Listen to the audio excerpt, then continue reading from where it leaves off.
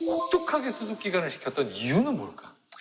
이제는 사실 그 정도 수준은 아니거든요. 네. 근데 이제 예전에 그렇게 했던 것들이 그래서 장단점이 있긴 한데 굳이 장점을 꼽아보자면 기자라는 직업이 보고로 시작해서 보고로 끝나는 직업이거든요. 보고라는 걸 체득하고 그걸 그냥 한 몸으로 만드는 그런 과정이라고 생각을 해요. 예를 들면 저희가 사회부 경찰팀 기자다라고 얘기하면 아침에 일어나서 막내 기자가 그 윗선배인 이진 기자에게 보고를 하고 아까 이진.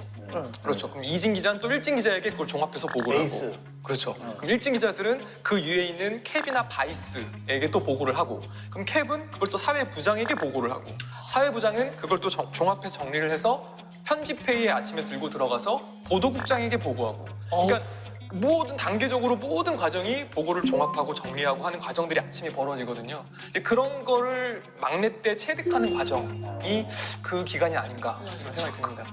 뉴스라는 건 속도가 생명이잖아요. 그걸 다 거친다고요? 너무 순식간에 체가 점점 고운 채로 이렇게 걸러져서. 근데 그럼 너무 속도가 떨어지는 거 아닌가? 근데 세상에 정말 많은 이야기가 있잖아요. 근데 네. 저희는 이제 조금 많은 수습들이 이제 올리고 하면서 계속 이게 이야기거리가 되나? 이게 뉴스거리가 되나?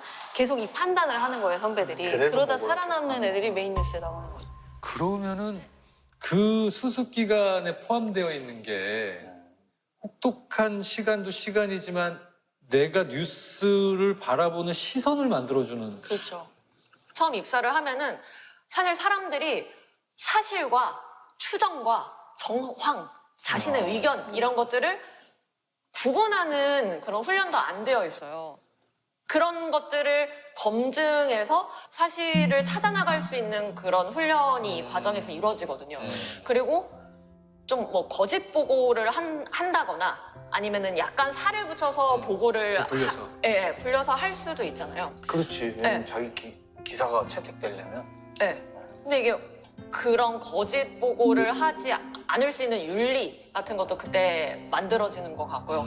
그 선배들이 항상 얘기하는 게 절대 거짓말은 하지 마라. 아. 그래서 저 한 번 진짜 솔직히 얘기했거든요. 늦잠 자가지고 도저히 시간 내에 보고가 안 될 것 같아서 근데 수습위원입니다. 제가 늦잠을 자서 오늘 보고가 늦어질 것 같습니다. 선배가 수습위원은 지나치게 솔직하다고 또 하시더라고요. 저는 약간 이제 네. 반대의 경험이 있었는데 대법원에 무슨 이제 재판이 있어서 그걸 이제 파견 가서 잠깐 취재를 했어야 됐는데 아침에 출근하는데 제가 약간 늦은 거예요. 지하철에서 그때 제 기억에 이제 방배역쯤 이제 지나가고 있었어요. 사실 거의 다 온 건데 얼마 안 남았는데. 두 정거장 정도 그렇죠. 나오면 예. 되는데. 그래가지고 이제 선배 전화가 온 거예요. 그래서 제가 안 받고 있다가 딱 그 안내 방송 안 나오는 타이밍에 예 선배 수습 고석승입니다 라고 받았더니 야 너 지금 어디야? 라고 했는데 순간 고민했죠. 아 이거 거짓말하면 안 되는데 근데 억울한데 아직 도착 안 했다고 하기엔 다 왔는데 그래서 아 이거 대법원 앞입니다 했는데 바로 방송에서 이번 역은 교대.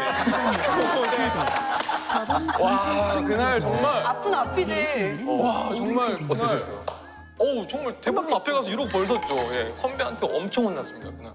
예. 거짓말. 내가 거짓말은 하지 말라고 했는데 맞아. 내가 선배였어도 예. 별거 아닌데 네. 거짓말 하지 말라. 그래, 그건 약간. 그거 그랬을 것 같기도 해요. 엄청 혼나죠.